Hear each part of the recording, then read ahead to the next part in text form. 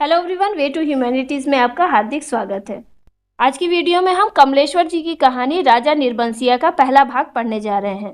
इसके अलावा सेमेस्टर 4 हिंदी ए के सिलेबस में शामिल सभी चैप्टर्स के एक्सप्लेनेशंस की वीडियोस मेरे चैनल पर क्लास 12 सेमेस्टर 4 हिंदी ए की प्लेलिस्ट पर अवेलेबल है, जिसकी लिंक डिस्क्रिप्शन में दी हुई है।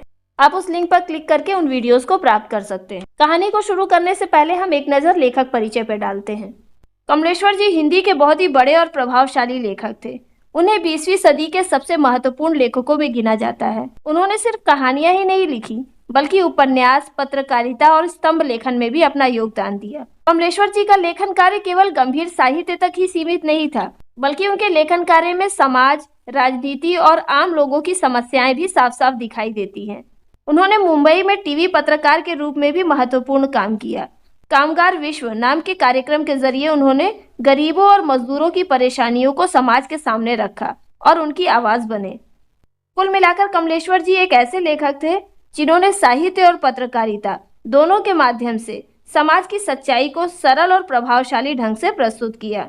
कमलेश्वर जी की कहानी राजा निर्बंसिया आम आदमी के जीवन की सच्ची और दर्दनाक कहानी है। ये कहानी कस्बे में रहने वाले गरीब परिवारों की समस्याओं को दिखाती है।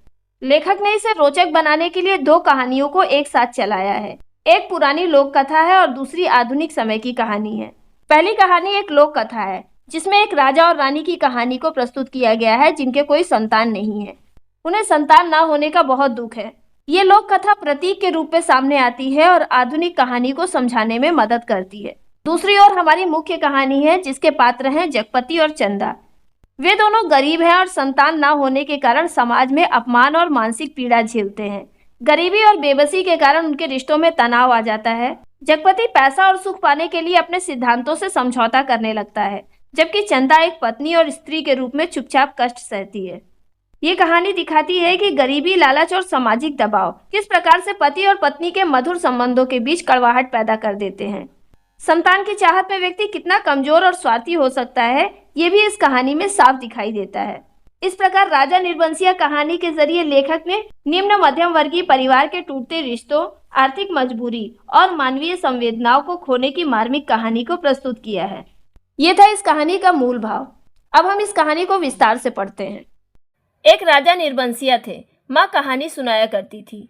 उनके आसपास ही 4-5 बच्चे अपनी मुट्ठियों में फूल दबाए कहानी समाप्त होने पर गौरों पर चढ़ाने के लिए उत्सुक से बैठ जाते थे। आटे का सुंदर सा चौक पूरा होता। उसकी चौक पर मिट्टी की 6 गौरें रखी जाती, जिनमें से ऊपर वाली के बिंदिया और सिंदूर लगता। बाकी 5 नीचे दबी पूजा ग्रहण करती रहती। एक और दीपक की बाती स्थिर से जलती रहती और मंगल घट रखा रहता, जिस पर रोली से सथिया यानी स्वास्तिक बनाया जाता। सभी बैठे बच्चों के मुख पर फूल चढ़ाने की उतावली की जगह कहानी सुनने की सहज स्थिरता उभर आती।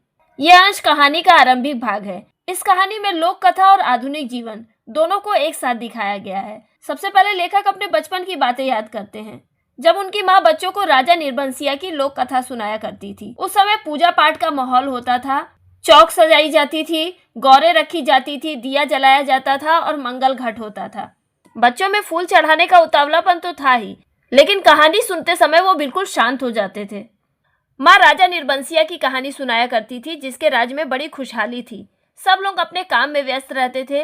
उसके राज्य में कोई भी दुखी नहीं था। उस राजा की लक्ष्मी की जैसी एक सुंदर सी रानी थी और वे उससे बहुत प्यार करते थे। राजा अपना राजकाज भी देखते थे और रानी के साथ महल में खुशी खुशी रहते थे। अब लेखक लोक कथा से बाहर निकलकर वर्तमान जिंदगी में आ जाते हैं। उन्हें अपने बचपन के मित्र जगपति की याद आती है, जिसे वो अपने ख्यालों का राजा निर्बंसिया समझते हैं। बचपन में लेखक की जगपति से दांत काटी दोस्ती यानी गहरी दोस्ती थी। दोनों मिडिल स्कूल में एक साथ पढ़ने जाते थे। दोनों एक जैसे घर के थे यानी साधारण परिवार के थे, इसलिए उनकी बराबरी की निभती थी। मैट्रिक पास करने के बाद लेखक स्कूल में नौकरी करने लगे और जगपति कस्बे में ही एक वकील के यहाँ मुहर्रिर यानी क्लर्क बन गए। जिस साल जगपति क्लर्क बना, उसी साल पास के गांव में ही उसकी शादी हो गई। लेकिन शादी इस तरह से हुई कि लोगों ने उसका तमाशा बना दिया। लड़की वालों का विश्वास था कि शादी के बाद लड़की विदा नहीं होगी। ब्याह तो हो जाएगा, लेकिन 7वां फेरा तब पड़ेगा जब पहली विदा की सायत यानी दिन निश्चित किया जाएगा और तभी लड़की अपने ससुराल जाएगी। जगपति की पत्नी थोड़ी बहुत पढ़ी लिखी थी, पर घर की लीक को कौन मेटे, यानी पुरानी परंपराओं के आगे किसी की नहीं चलती। बारात बिना बहू के वापस आ गई और लड़के वालों ने तय कर लिया कि अब जगपति की शादी कहीं और कर दी जाएगी, चाहे कानी लूली से ही हो, पर वह लड़की अब घर में नहीं आएगी। लेकिन साल खत्म होते होते सब ठीक ठाक हो गया।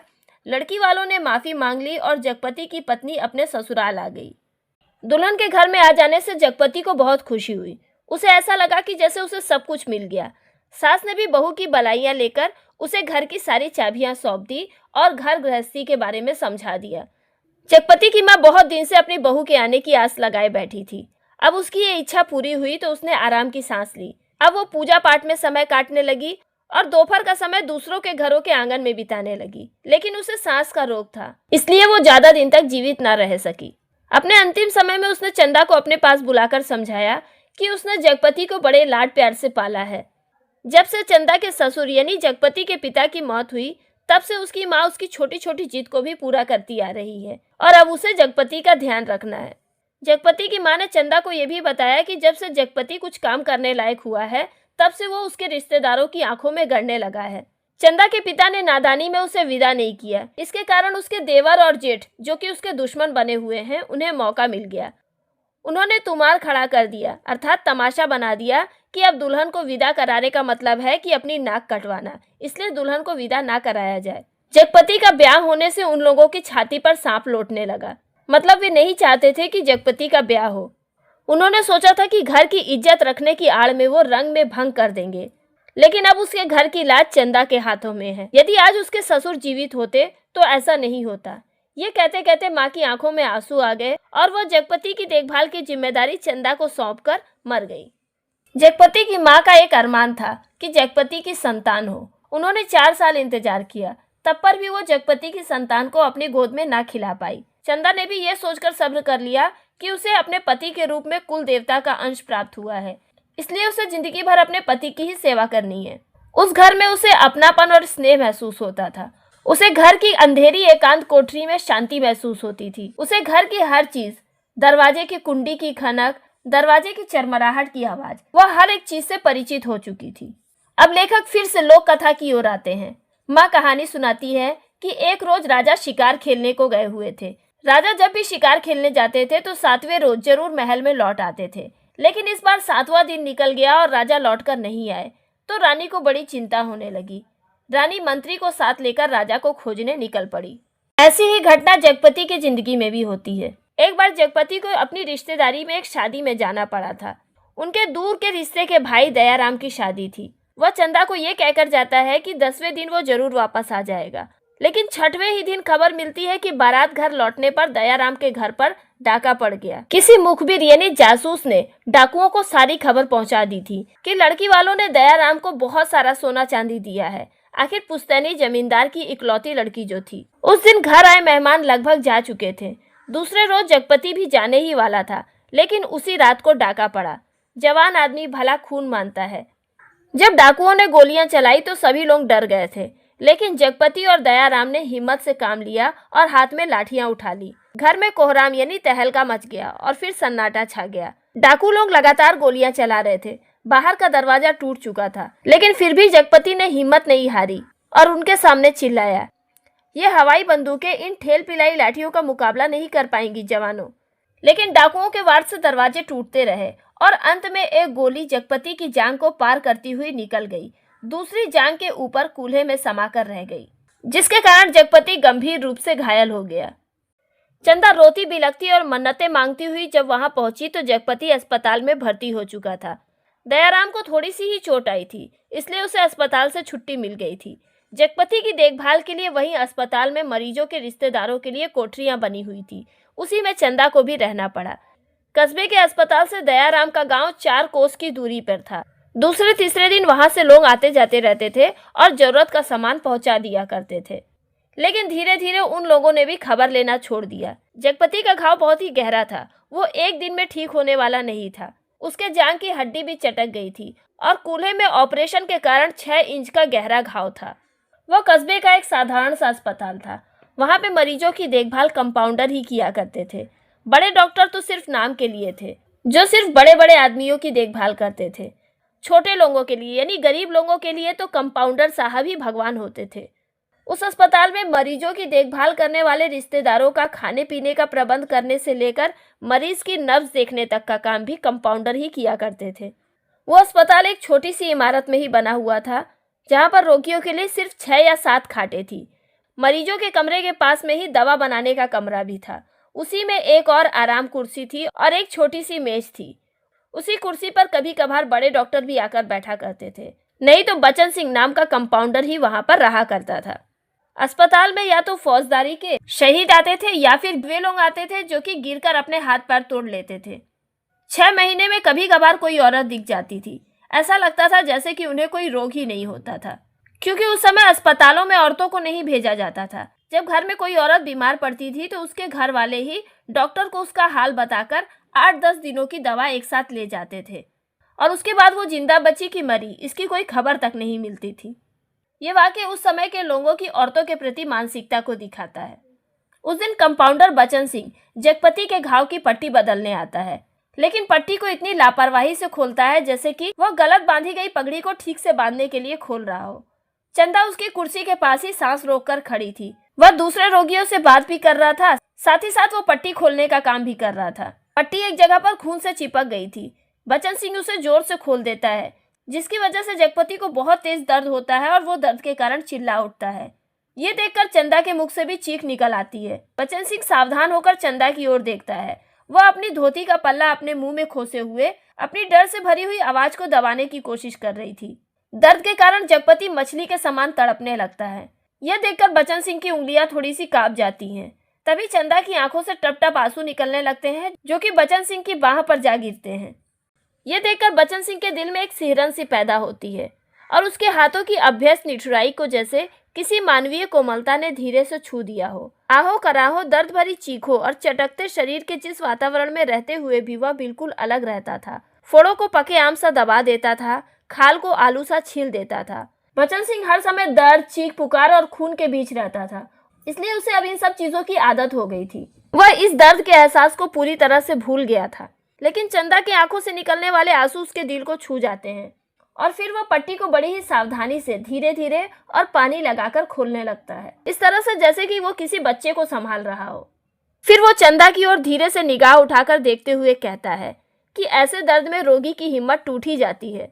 पर जैसे यह कहते कहते उसका मन खुद ही अपनी बात से उचट गया। वह बेपरवाही तो चीख और कराहों की एक रास्ता से उसे मिली थी, रोगी की हिम्मत बढ़ाने की कर्तव्य निष्ठा से नहीं। बचन सिंह मन ही मन इस बात को समझ रहा था कि उसने पट्टी खोलते समय जो लापरवाही की, वो लापरवाही किसी कर्तव्य से नहीं, बल्कि रोज रोज वो जो चीख पुकार सुनता था उसका नतीजा था। जब तक वो घाव की मरहम पट्टी कर रहा था, तब तक चंदा की करुणा भरी आंखें उसे देख रही थी, जिसके कारण वो बेचैन महसूस कर रहा था।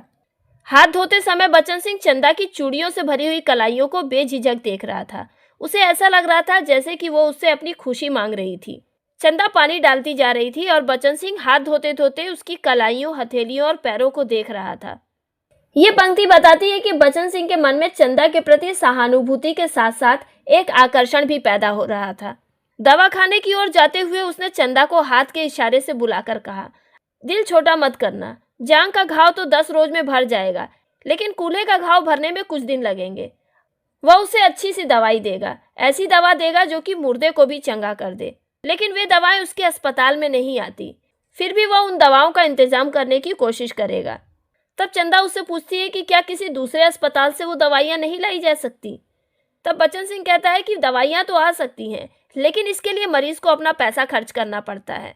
यह सुनकर चंदा चुप हो जाती है, तो बचन सिंह के मुंह से अपने आप ही निकल पड़ता है कि किसी चीज़ की ज़रूरत हो तो मुझे बताना। अगर दवाइयों की बात है तो वो खुद ही कहीं ना कहीं से दवाइयों का इंतज़ाम कर देगा। महकमे यानी सरकारी रास्ते से दवाइयाँ मंगाई जाएं तो आते आते महीनों लग जाएंगे। वह शहर के डॉक्टर से दवा मंगा देगा। वह ये भी कहता है कि जगपति को ताकत की दवाइयों की भी बड़ी ज़रूरत है, फिर भी वो देखेगा और कहीं ना कहीं से कुछ न कुछ इंतजाम जरूर करेगा। यह कहते कहते बचन सिंह रुक जाता है। चंदा बचन सिंह को कृतज्ञता यानी आभार भरी नजरों से देखती है।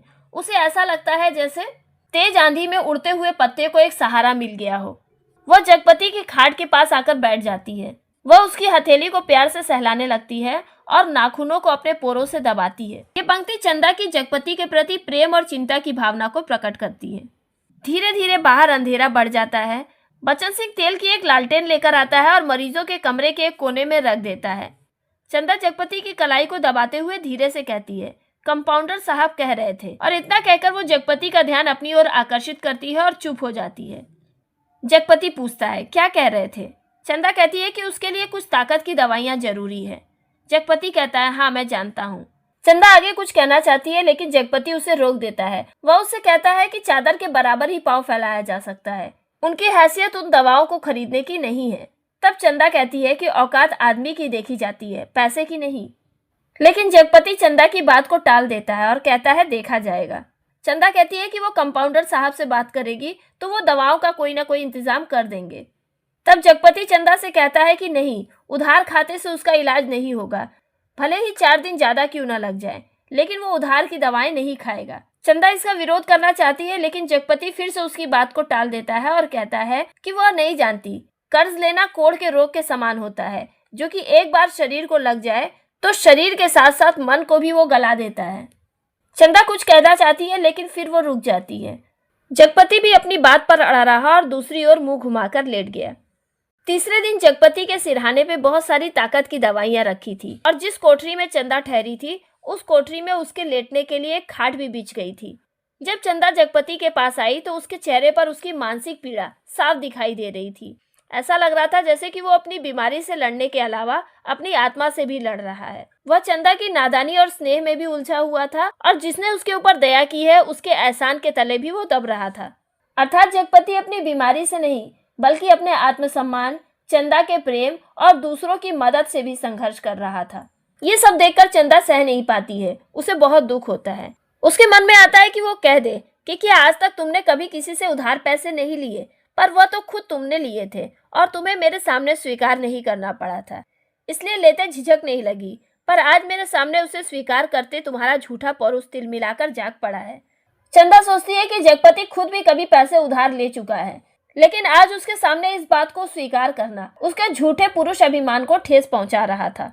लेकिन जगपति के चेहरे पे जो आदर्श और आत्मसम्मान दिखाई दे रहा था वह चंदा को भीतर ही भीतर छू जाता है और वह बड़ी ही सरलता से सच को छुपाते हुए और जगपति के माथे पर हाथ फेरते हुए कहती है कि ये दवाइयाँ किसी की मेहरबानी नहीं है, बल्कि उसने अपने हाथ का कड़ा बेचकर ये दवाइयाँ मंगाई हैं। जगपति को बुरा लगता है कि चंदा ने उससे पूछा भी नहीं और अपना कड़ा बेच दिया। फिर वह अपने मन की कमजोरी को दबा देता है। उसे एहसास होता है कि कड़ा बेचने से तो अच्छा था कि वह बचन सिंह का एहसान ले लेता। उसे थोड़ा सा पछतावा भी होता है कि बेकार उसने चंदा से बड़ी बड़ी बातें की और ज्ञानियों की तरह उसे सीख दी। अंधेरा होने पर चंदा उठकर अपनी कोठरी में सोने के लिए जाती है तो वह जगपति को ये बात नहीं बताती है कि बचन सिंह ने उसके सोने के लिए उसके कमरे में एक खाट का इंतजाम कर दिया है। जगपति ने जो बातें कही थी उसका असर चंदा पर होता है। वह सोचती है कि पति के लिए जेवर बेच देना ठीक है, लेकिन किसी गैर आदमी का एहसान लेना सही नहीं है। यह सोचकर वो जगपति के कमरे से निकलकर सीधे अपनी कोठरी में जाती है और हाथ का कड़ा लेकर सीधे दवा खाने की ओर चली जाती है, जहां बचन सिंह अकेला डॉक्टर की कुर्सी पर आराम से टांगे फैलाए लैंप की पीली रोशनी में लेटा हुआ था। जगपति ने जो बातें चंदा से कही थी वह उसके दिल को छू गई थी। वह सोचती है कि वो बचन सिंह का एहसान क्यों ला दे, पति के लिए जेवर की क्या औकात है। वह बेधड़क दवाखाने में घुस जाती है। वह दिन में भी उस कमरे में जा चुकी थी, इसलिए उसे कमरे की मेज, कुर्सी और दवाओं की अलमारी की स्थिति का अनुमान था। कमरे में बिल्कुल अंधेरा था, वहां केवल एक लैंप की हल्की सी रोशनी थी और घना अंधेरा छाया हुआ था। यह देखकर चंदा घबरा जाती है। बचन सिंह चंदा को घुसते ही पहचान लेता है, इसलिए वो उठकर खड़ा हो जाता है। चंदा ने कमरे के भीतर कदम तो रख दिया था, लेकिन वो घबरा गई थी। उसे ऐसा लग रहा था जैसे कि वो किसी अंधेरे कुएं में अपने आप कूद पड़ी हो। ऐसा कुआं जो कि निरंतर और भी ज्यादा गहरा होते जा रहा था और उसका पानी सूखकर पाताल के नीचे चला गया था। ऐसा लग रहा था कि वो उस अंधेरे कुएं में लगातार नीचे धंसती जा रही है। यह अंधेरा उसे अकेलापन, डर और पाप का एहसास दिला रहा था। उसे ऐसा लग रहा था कि जैसे वो गलत कदम उठा रही है, जो कि उसके समाज और संस्कारों के खिलाफ है। बचन सिंह अवाक होकर उसकी ओर देख रहा था। चंदा ने अपने कदम इस तरह से पीछे मोड़ लिए जैसे किसी काले पिशाच के पंजे से मुक्ति मिली हो। बचन सिंह क्षण भर में ही सारी परिस्थितियों को समझ जाता है कि चंदा के मन में क्या चल रहा है, और वो बड़ी ही संयमित आवाज में जबान को दबाते हुए स्पष्ट आवाज में उसका नाम पुकारता है, चंदा। वह आवाज इतनी बेआवाज थी और निरर्थक होते हुए भी इतनी सार्थक थी कि उस खामोशी में अर्थ भर आया। बचन सिंह की आवाज बहुत ही धीमी थी, लेकिन वह आवाज भावों से भरी हुई थी। उसकी आवाज सुनकर चंदा रुक गई। बचन सिंह उसके पास जाकर रुक गया। सामने का घना पेड़ स्तब्ध खड़ा था। उसकी काली परछाई की परिधि जैसे एक बार फैलकर उन्हें अपने वृत्त में समेट लेती और दूसरे ही क्षण मुक्त कर देती। दवाखाने का लैंप सहसा भभककर रुक गया और मरीजों के कमरे से एक कराह की आवाज दूर मैदान के छोर तक जाकर डूब गई। आसपास का वातावरण जैसे कि घना अंधेरा, और उस अंधेरे में पेड़ों की काली परछाई, लालटेन की रोशनी और अस्पताल के कमरे से मरीजों की कराहने की आवाज, ये सब स्थिति को और भी ज्यादा गंभीर बना देते हैं। चंदा ने उसी तरह से नीचे की ओर देखते हुए और अपने आप को संयमित करते हुए बचन सिंह से कहा कि यह कड़ा मैं तुम्हें देने आई थी। बचन सिंह उससे पूछता है कि फिर वो वापस क्यों चली जा रही थी। यह सुनकर चंदा चुप हो जाती है। थोड़ी देर रुककर वो अपने हाथ का सोने का कड़ा इस तरह से उसकी ओर बढ़ा देती है जैसे कि उसे देने का साहस नहीं जुटा पा रही थी, लेकिन फिर भी ये काम जरूरी था। बचन सिंह चंदा की ओर एक बार देखता है, फिर वो अपनी आंखें उसके सिर पर डालता है। उसके सिर पर पड़े कपड़े के नीचे उसके नरम चिकने लंबे लंबे बाल थे, जिनकी भाप सी महक चारों ओर फैल रही थी। वह धीरे से चंदा से बोलता है, लाओ। चंदा कड़ा बचन सिंह की ओर बढ़ा देती है। कड़ा हाथ में लेकर वो कहता है, सुनो। चंदा प्रश्न भरी नजरों से उसकी ओर देखती है। फिर बचन सिंह उसकी आंखों में देखते हुए उसकी हाथ की कलाई को पकड़कर वह कंगन उसकी कलाई में पहना देता है। चंदा चुपचाप अपनी कोठरी की ओर चली जाती है और बचन सिंह दवा खाने की ओर। कालिक बुरी तरह से बढ़ गई थी, यानी रात का अंधेरा और गहरा हो गया था और सामने खड़े पेड़ों की परछाई भी और ज्यादा काली लगने लगी थी। हालांकि चंदा और बचन सिंह दोनों अपने अपने स्थान पर लौट चुके थे, फिर भी ऐसा लग रहा था जैसे कि उस अंधेरे में कुछ अधूरा सा रह गया था, जैसे कि कोई दबा हुआ भाव या अनकहा डर। दवाखाने के लालटेन का तेल भी खत्म हो चुका था और उसकी लौ टूटकर बुझने लगी थी, जिससे धुआं निकल रहा था और धुएं की लकीरें सांप की तरह अंधेरे में लीन हो रही थी। यह नजारा चंदा और बचन सिंह के मन में चल रहे नैतिक तनाव और असहजता का प्रतीक है। सुबह होने पर चंदा जगपति के पास जाती है और बिस्तर ठीक करने लगती है, तो जगपति को लगता है कि चंदा बहुत उदास है। क्षण क्षण में चंदा के चेहरे पर अनेक भाव दिखाई देते हैं, जैसे कि उलझन, दर्द और असहायता। ऐसा लग रहा था जैसे कि कोई अनदेखा पाप करने के बाद मन में एक पश्चाताप भर जाता है। भले ही वास्तव में कोई पाप ना हुआ हो, लेकिन एक अपराध बोध जैसा महसूस हो रहा था। अब फिर से कहानी में लेखक की माँ के द्वारा सुनाई जाने वाली लोक कथा आ जाती है। रानी मंत्री के साथ राजा को खोजने के लिए गई थी, लेकिन जब वो निराश होकर वापस लौटती है तो देखती है कि राजा पहले से ही महल में उपस्थित थे। ये देखकर उसकी खुशी का ठिकाना नहीं रहता, लेकिन राजा को रानी का इस तरह से मंत्री के साथ जाना अच्छा नहीं लगता। रानी ने राजा को समझाया कि वो तो राजा के प्रति अटूट प्रेम के कारण ही अपने आप को रोक नहीं पाई और उन्हें ढूंढने चली गई।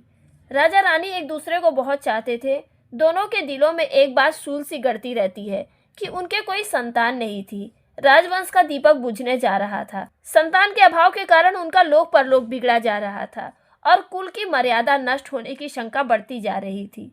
दूसरे दिन बचन सिंह मरीजों की मरहम पट्टी करते समय बताता है कि उसका तबादला मैनपुरी के सदर अस्पताल में हो गया है और वो परसों यहाँ से चला जाएगा। जगपति ये सुनता है तो उसे ठीक लगता है, क्योंकि आए दिन कोई ना कोई बीमारी होती ही रहती है और बचन सिंह उनके शहर के अस्पताल में पहुंच जाएगा तो उससे उन्हें सहायता मिलती ही रहेगी।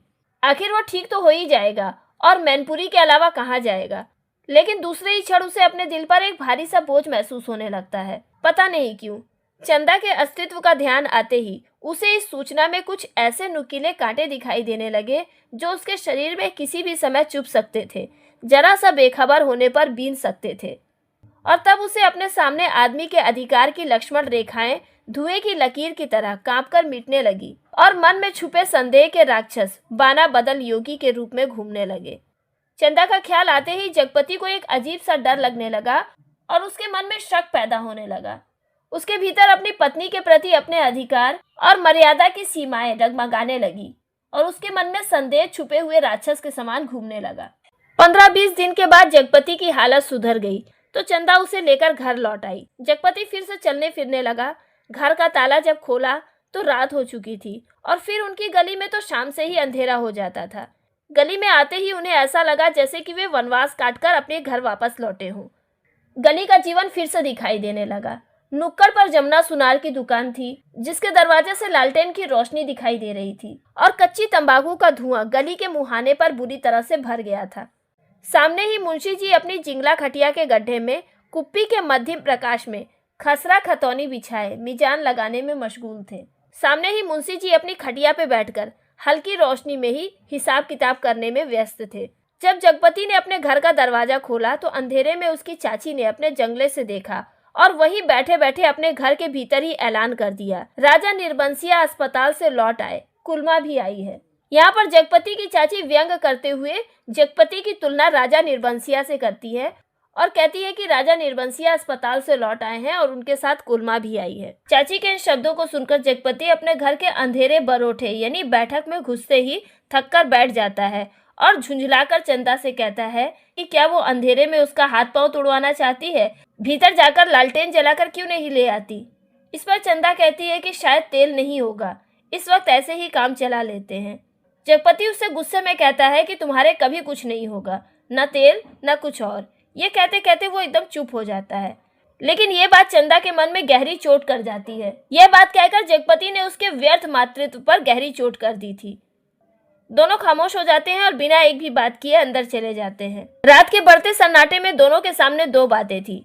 जगपति के कानों में अपनी चाची के द्वारा कही गई व्यंग्यपूर्ण बातें गूंज रही थी कि राजा निर्बंसिया अस्पताल से आ गए, और चंदा के दिल में भी जगपति की ये बात चुभ जाती है कि उसके कभी संतान नहीं होगी। चंदा सिसकते हुए सो जाती है, लेकिन जगपति को नींद नहीं आती। खाट पर पड़े पड़े उसे ऐसा लगता है कि उसके सामने एक भयानक सा माया जाल फैल गया है। उसे ऐसा लगता है कि वो बहुत ही छोटा, असहाय और कमजोर हो गया है। कोठरी में उसे अपने चारों ओर अंधेरा, घुटन और डर महसूस होता है। अपने आसपास की चीजें भी उसे भयानक लगने लगती हैं। फिर वो अचानक से कांप उठता है। उसे लगता है कि सब कुछ बदल गया है। वह अचानक से बड़ा और शक्तिशाली होते जा रहा है। अपनी कल्पना में वो अपने आप को लंबा, तगड़ा और तंदुरुस्त इंसान महसूस करने लगता है। फिर वो अपने भीतर एक राक्षस को महसूस करने लगता है, जिसके हाथ उसके शरीर के हिसाब से बहुत ही बड़े और डरावने हो गए हैं। उसके लंबे लंबे नाखून निकल आए हैं और वो एक बर्बर दैत्य बन गया है। ये उसके भीतर की क्रोध, कुंठा और ईर्ष्या की भावना का परिणाम है। फिर अचानक से सारा नजारा उसके सामने घूमने लगता है और फिर सब कुछ धीरे धीरे शांत हो जाता है। वह अपने मन को नियंत्रित करने की कोशिश करता है और चंदा को आवाज देता है। चंदा की नरम सांसों की हल्की सरसराहट कमरे में जान डालने लगती है। कमरे में गंभीर शांति के कारण चंदा की नरम सांसों की आवाज जगपति को सुनाई देती है। जगपति अपनी पाटी का सहारा लेकर झुकता है। कांपते पैरों के साथ जगपति नीचे उतरता है और चंदा की खाट के पास जाकर बैठ जाता है। उसे लगता है कि चंदा की इस सांसों की आवाज में जीवन का संगीत गूंज रहा है। वह चंदा के मुख के सामने झुक जाता है और आंखें गड़ाए उसके चेहरे की ओर देखता रहता है। रात के अंधेरे में भी उसे चंदा के चेहरे पर उजाला नजर आता है और वह मोहित होकर उसे देखता रहता है। फिर जगपति चंदा के आकर्षक रूप और गुणों में खो जाता है। उसके बिखरे हुए बाल, बालों की खुशबू, उसके चेहरे की कोमलता, माथे पे सिंदूर का हल्का सा निशान, निर्द्वंद यानी शांत सोई हुई पलकें, मासूम कांटों की तरह उसकी बरौनियां, फूलों की पंखुड़ी के समान पतले पतले होठ, ये सारी चीजें उसके अद्भुत सौंदर्य और ममता से भरी हुई जीवनदायिनी शक्ति की ओर इशारा करते हैं।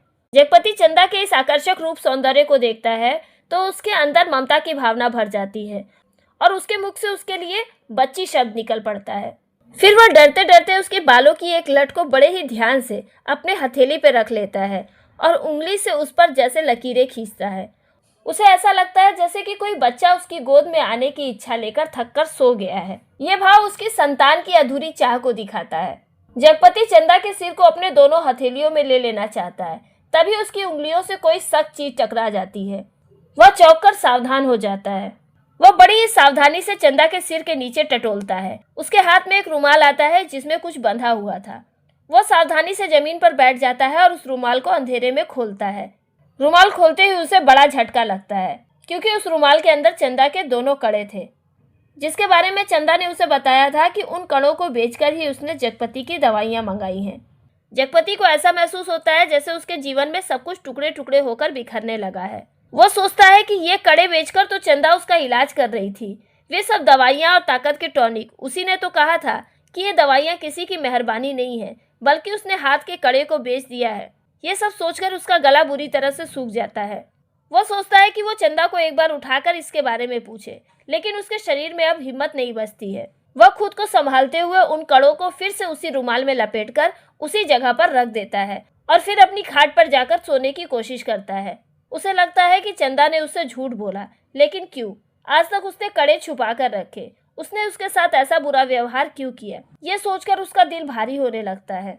वह फिर से अपने आप को छोटा और कमजोर महसूस करने लगता है। उसे ऐसा लगता है कि वो सिमटते जा रहा है और तिनके के समान हल्का हो गया है।